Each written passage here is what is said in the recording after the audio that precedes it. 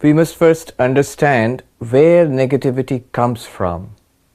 In Vedanta, we would say that negativity is rooted in our ignorance. We really do not know who or what we are. We do not know what this world is and what life truly is. When we regard ourselves as what we see, this little body and the mind within it, isolated in the world, differentiated from all other beings, and engaged in the struggle of life in competition, and subject to hunger and thirst, subject to failure and frustration, and naturally the sense of an anxiety creeps into us. And when we go through these cycles of success and failure and fame and loss of fame and health and sickness, negativity creeps into our lives.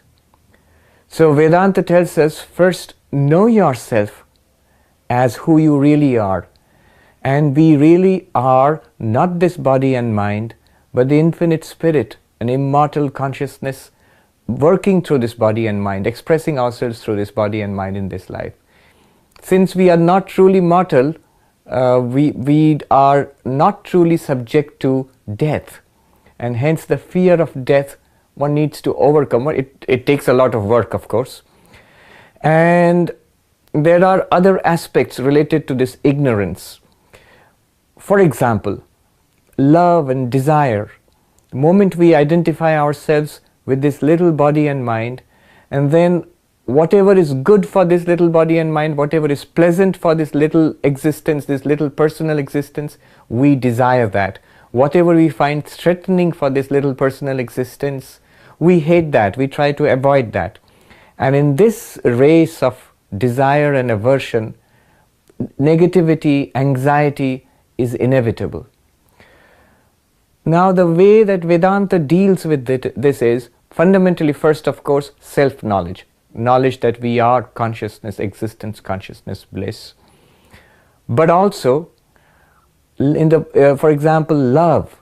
When you channelize love towards the one truth in life, which is God, in whatever way we conceive of God, and then all our little desires are collected into one great love for God, and one notices how a person who is in love generally has a positive, sunny attitude towards life.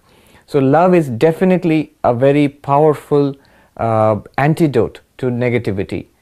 Love of God, and God seen as the immanent, that in all beings, the persons we come across, our friends and those we are indifferent to, and yes, even those we do not particularly like, we see that the same Lord resides in all of them. And then the anxiety, negativity, dislike is overcome by peace and love. So love is one powerful method of overcoming negativity. Again, negativity often is the result of the way we conceive of our life as a selfish pursuit. I am this is my only reality, this is who I am, and so all my life I am trying to make this little person happy. This is what is called selfishness. And when we recognize this, as maturity comes, we recognize true happiness lies not in trying to make this little person happy, but in trying to make others happy. So when we redirect the flow of our lives to making others happy, when we recognize the wisdom of altruism, the wisdom of unselfishness, one byproduct is we overcome negativity, we overcome anxiety. Negativity and anxiety are often products of selfishness, of self-centeredness. And one more thing, anxiety, negativity is often the result of not paying attention. Our minds are often scattered. Our minds often run on a default mode. They're idling along, all sorts of thoughts coming up without any control, without any filter. The practice of meditation, there are a wide range of meditation techniques available to us. Regular practice of meditation is a wonderful antidote to negativity and to anxiety. Thank you.